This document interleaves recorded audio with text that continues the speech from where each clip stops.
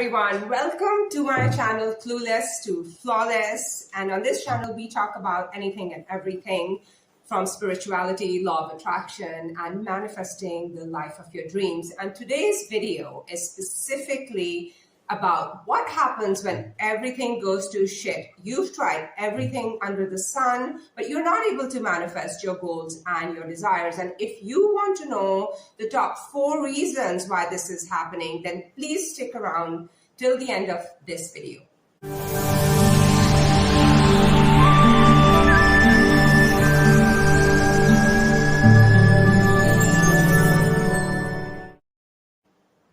Welcome back, everyone, to Clueless to Flawless. And the top reason why you're not able to manifest your goals and your desires is that you're giving them way too much importance. What happens when you give your goals and your desires too much importance?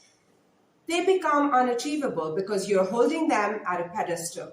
They're not at the same level as you are, because when you give something too much importance, for example, what if you really like somebody, a guy or a girl, and you give them way too much importance? They have no reason left but to just look down upon you because you're holding them at a pedestal. So they're only going to look down upon you. But once you lower them from that pedestal and you bring them at your level, that's when things start moving forward. The same rule applies to the universe. When you give your goals and your dreams too much importance, what you're essentially doing is actually repelling them from your life. You are not a vibrational match for them anymore. You are giving them way too much importance. I'll give you my example. For those of you who know me, I'm a competitive cyclist, and I've done many competitive races, and I compete nationally as well as internationally. So this year at the National Cycling Championships, I had given the Nationals so much importance that I was not able to win any podium. In both the races, I did not get one podium. This is the first time that has happened. In the previous Nationals, I've been able to get gold as well as silver as well as bronze medals, but this time no, because I was giving the Nationals way too much importance. They were becoming larger than life for me. I had changed my routine upside down so I could prepare for these Nationals and nobody could disturb me. I was just giving them way too much importance. And what happens when you give something way too much importance, more than it deserves? It's not going to be attracted into your life. You're going to be the catalyst which repels this desire or goal away from you. So this brings us to the second important point, which is attachment to the outcome. Now, either you can be attached to an outcome or a person, an identity, a belief, or a label. If you're attached to any of these things, you will be creating resistance in your life, and they will bring you pain and grief. What happens when you're attached to the outcome? You are not process-oriented. You are not going with the flow. You are goal-oriented. You're only looking at the goal. So when you're not process-oriented and you're only goal-oriented, what happens? There is an imbalance. You're not able to help, you're not able to enjoy the process, and you're not able to reach your goal because you're not immersing yourself in the process. You're only attached to the outcome. So what does this attachment actually do? The attachment to the outcome creates a lot of resistance. The resistance creates neediness, it creates desperation. This is exactly what happened to me. I was so desperate to win the gold medal in the time trial as well as the road race that I made some decisions which were absolutely detrimental to me. For example, right before the time trial, I took a hydration tab, which I know doesn't work very well for me. I never take hydration tabs. I just have water mixed with some electrolytes. But this time I decided that I will take a hydration tab because I'm so desperate. There's this energy of desperation and neediness which is surrounding me, and I'm going to make everything, I'm going to I'm going to do what it takes, right? So for me, I looked at that tablet and I was like, oh my God, that's the tablet that I need to add to my water. And it backfired. I did not need that tablet. My mouth dried up in the first 2 minutes of the time trial, and I didn't even come third. I came fifth. So I didn't get. Not only did I not get any podium space, I was devastated. I locked myself up in the room. I thought I was going to retire from cycling. It was a really dark time for me, all because I was very, very attached to the outcome and I was not process oriented. I used to enjoy racing. It was the best time that I had was competing and racing, and it was second nature to me because I didn't care about winning. The winning came as a byproduct, but I never cared about winning. It was only about performing and giving it my best and being there for my team and being there for myself. But I had taken all that out of the equation this time around, and I was not able to perform at the nationals because I was too attached to the outcome. And this brings me to my third point, which is not being able to surrender the outcome. What exactly do I mean by that? We feel as humans that if we let go of the outcome, what we are essentially doing is that we're letting go of our dreams. And it could not be further away from the truth. This could not be further away from the truth. When you let go and surrender the outcome to the universe, you are giving a signal to the universe that you have faith in the universe.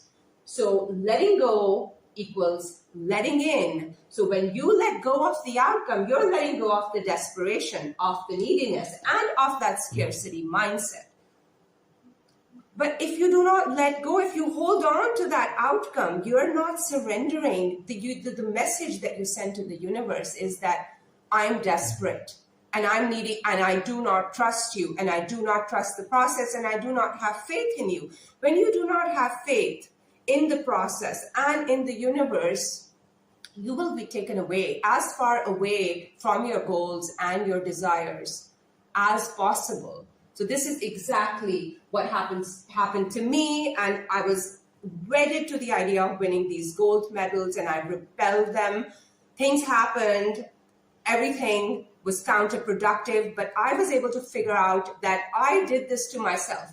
I created the situations that led me away from my goals and I was not able to reach my goal, and I was actually led away from them simply because I was too attached to the outcome and I was not able to surrender to the universe, to the process, to the natural process, and I was not able to go with the flow. I repelled the outcome. My neediness, my desperation, my scarcity mindset. When you have all these things coming together, you're not a vibrational match for your dreams and your goals. You're actually going to repel them. If you want to attract them, you've got to let go to let in. And that is very important. The premise that we have is that if we let go, we're going to let go of our dream and we're going to let go of our desire, but it could not be further from the truth. You have to let go of the attachment, of the outcome, in order to let in and attract and become a vibrational match for your goals and for your desires. And that brings me to my final and fourth point, which is the path of least resistance. If you feel that the universe is not giving you or not taking you to your goals and your desires and you're not able to manifest, it could be that the universe is paving the way for you to get to your goals. And this way could be ups and downs, and it could be quite windy. It could be anything but linear. But you have to understand that it is the path of least resistance. It's not the path of no resistance. So when you are on when you're not able to manifest, just take a step back and think. It may be that the universe is trying to help you and trying to pave the way for you so you can reach your goals through the path of least resistance. There is our plan and there is God's plan. And God's plan is the perfect plan. We may not know it, but God knows it. And we know that we need to have faith. We need to have faith in our higher selves, in this higher power that is there guiding us. We need to have faith that we will get to our goals and our dreams and our desires, because there is always a bigger plan and there's always a better plan. And if still we feel that things are going absolutely to shit and we are not able to manifest because the exact opposite is being manifested, we need to understand that the universe is testing us. It is testing whether we are resilient. It is testing whether we really have what it takes. If we are going to stick to our guns with the end goal in mind, do we have that? Are we serious about this goal? Because to be very honest with you, I was going to retire from cycling after winning the medals which I had wanted to win. That was my plan, but God had another plan. I didn't win any medal. I was being tested.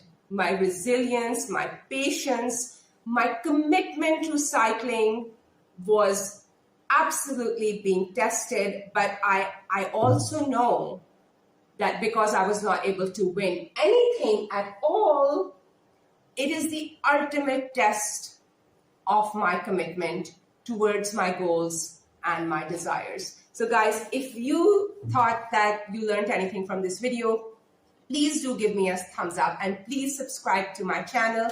And I put out new videos on a weekly basis and I'm really grateful to have you guys on board. Thank you.